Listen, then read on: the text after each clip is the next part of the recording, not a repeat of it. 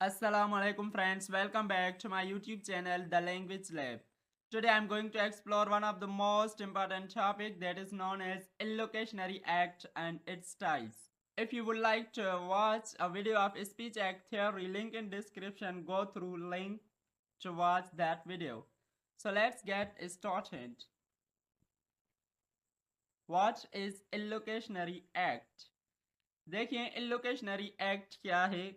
इससे पहले मैंने स्पीच एक्ट थ्योरी और लोकेशनरी इलोकेशनरी एंड पॉलोकेशनरी एक्ट को बहुत ही डिटेल में एक्सप्लेन किया है। आई बटन में वीडियो मौजूद है, आप वहां से जाकर देख सकते हैं और उसकी लिंक डिस्क्रिप्शन में भी मौजूद है, आप वहां से भी जाकर देख सकते हैं। आज इस वीडियो में इलोकेशनरी एक्ट और उसके टाइप्स को देखते हैं जो जे.आर. सॉल ने दिए थे।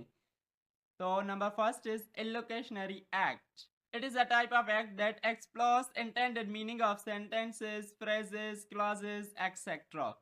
देखिए illocutionary act क्या है। illocutionary act intended meaning को रिफर्स करता है, intended meaning को एक्सप्लोर करता है, intended meaning के बारे में इंफॉर्मेशन प्रोवाइड करता है, उससे हमें क्या बोलते हैं, illocutionary act बोलते हैं।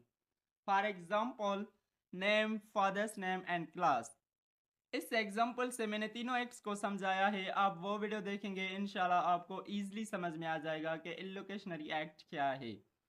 तो name, father's name and class, तो उससे क्या क्या फिल करना पड़ता है फॉर्म में, names, father's name and class, ये तीनों ऑप्शन मस्ट होते हैं। तो यहाँ पर नेम किसका होना चाहिए, यहाँ पर नेम उस स्टूडेंट का होना चाहिए जो एडमिशन लेना चाहता है, ना कि उस स्टूडेंट का होना चाहिए जो एडमिशन ना लेना चाहता है।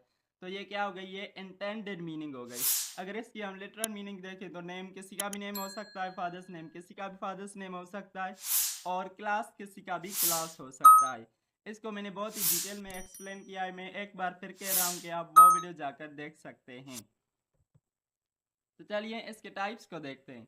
Illocutionary Act further divided into 5 types by J.R. Searle. देखिए ये जो इलोकेशनरी एक्ट है इसको फर्दर डिवाइड किया गया है 5 टाइप्स में, किसके द्वारा, जे.आर. सर्ल के द्वारा। Following are known as types of illocutionary act: assertive, directive, commensive, expressive, declarative. So let's get explore one by one. Number first, assertive. It is a type of illocutionary act that conveys information or express a belief. देखिए ये assertive क्या है, assertive है convey information, किसी भी information को convey करने को हम क्या बोलते हैं, assertive बोलते हैं। और ये किसका टाइप है, ये illocutionary act का टाइप है। For example the capital of France is Paris. यहाँ पर इस सेंटेंस ने क्या प्रोवाइड किया, यहाँ पर इस सेंटेंस ने इंफॉर्मेशन को प्रोवाइड किया कि फ्रांस का कैपिटल कौन है, पेरिस है। I'm capable of handling the project on my own. यहाँ पर इसने भी क्या किया है, इसने भी इंफॉर्मेशन को प्रोवाइड किया है। I am confident in my ability to solve this problem. यहाँ पर इसने भी क्या प्रोवाइड किया है, इसने भी एक इंफॉर्मेशन प्रोवाइड किया है, वो किसके द्वारा, वो मेरे द्वारा इसने एक इंफॉर्मेशन को प्रोवाइड किया है। तो असर्टिव सेंटेंस सिंपली क्या करता है, इंफॉर्मेशन को प्रोवाइड करता है, चाहे वो थिंग के बारे में हो, चाहे वो पर्सन के बारे में हो, चाहे वो प्लेस के बारे में हो। तो ये इजीली समझ सकते हैं कि सिर्फ ये क्या करता है, इंफॉर्मेशन को प्रोवाइड करता है। चलिए दूसरे को देखते हैं। Directive. A directive illocutionary act is a speech act that attempts to get the hearer to perform a specific action such as requesting, commanding, ordering, instructing or advising. Directive illocutionary act क्या करता है, directive illocutionary act में हम किसी को request करते हैं, हम किसी को हुक्म देते हैं, हम किसी को इंस्ट्रक्शन देते हैं, हम किसी को एडवाइस देते हैं।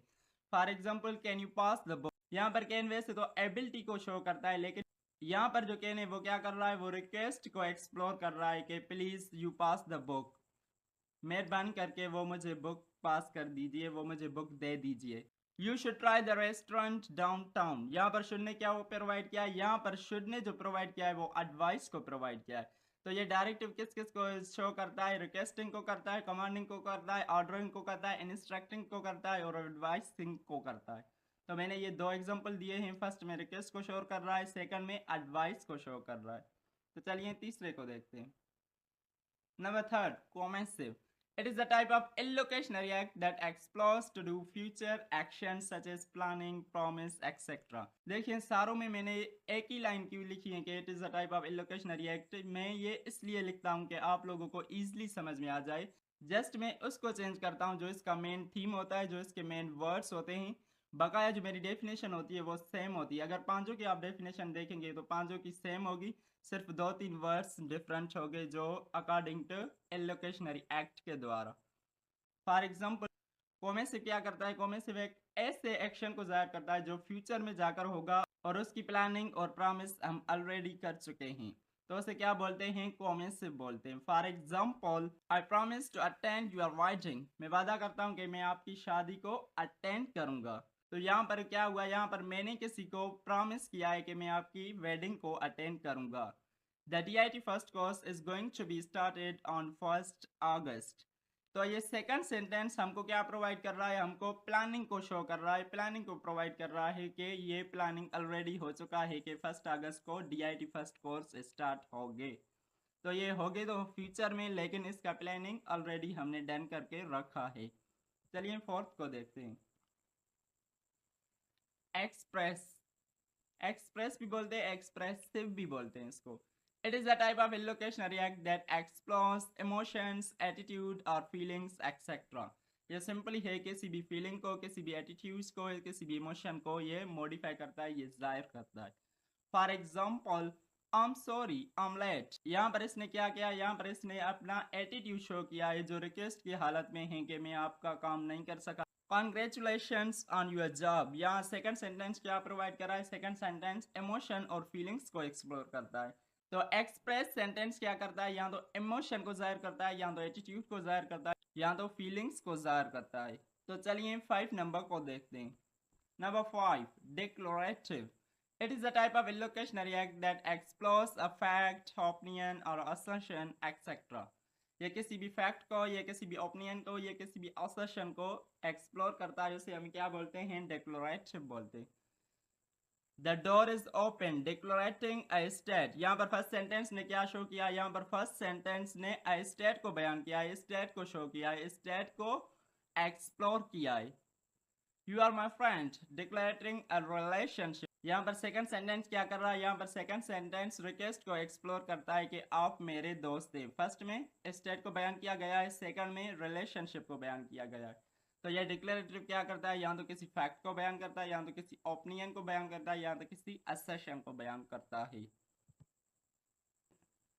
आई होप आपको ये लेक्चर समझ में आ गया होगा। अगर इसके अलावा आपको ये लेक्चर समझ में नहीं आया है तो आप कमेंट सेक्शन में मुझसे क्वेश्चन पूछ सकते हैं, इंशाल्लाह मैं रिप्लाई करूंगा। Thanks for watching my video. If you have any question regarding this topic, you can ask me through comment section.